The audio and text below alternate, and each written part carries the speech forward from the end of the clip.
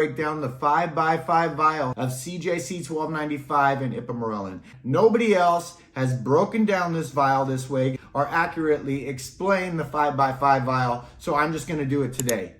Finito. No more questions. If your anti-aging doctor, because you are responsible and you went and got your blood work done, tells you to do 500 micrograms a day, or if you are researching 500 micrograms a day of CJC 1295 and ipamorelin out of the blend, that is going to be 10 doses. 10 doses. If your anti-aging doctor has you on 250 micrograms a day, or if you are researching 250 micrograms a day, that is going to be 20 doses in that 5x5 vial. Gosh damn man, this guy finally explained it. He finally explained it. This is the easiest and most accurate. I'm telling you. When I went to my anti-aging doctor, he started me off on 500 micrograms of each peptide. He told me to put 1 ml into the 5x5 vial, extract to the 10 mark, and that's going to be 500 micrograms of CJC, and it's going to be 500 micrograms of ipamorelin. It's not going to be 250 of each peptide equaling 500. It's 500 micrograms of each peptide. Just so we're clear on that, okay? I started off doing 500 micrograms, getting incredible benefits. I felt great. I heard that you can split the dosage and do 250 in the morning and 250 in the evening. So I wanted to try this protocol. If I only put 1 ml into the 5x5 vial and want to extract 250, it's going to tell me to pull to the 5 mark. That doesn't make for accurate and easy extraction. So the best thing we can do is add 2 ml. Now the 10 mark is going to be 250 micrograms, which it's really easy to pull to as opposed to the 5.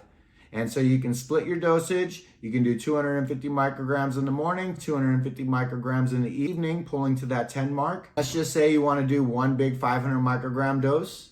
Then you can just pull to the 20 mark, and that's going to be 500 micrograms of each peptide. What's the one thing we know about peptides? They're very fragile. Because every single time that you put the water in, you have to be very, very delicate so that way you don't ruin the peptides. I do get a lot of questions on this. People want to put 3 ml, they want to put 4 ml. Let's just say you want to put 3 ml, okay? Because you heard this is what you're supposed to do. If you put 3 ml into this 5x5 vial, then you're going to be pulling to the 30 mark for your 500 micrograms, and you're going to have to get to the 15 mark, which isn't accurate, to do your 250. Let's say you put in 4 ml. Now you're just extracting more water. You're not extracting more peptides. You don't get more peptides the more water you add. The more chance you have of ruining the potency of your peptide is what happened.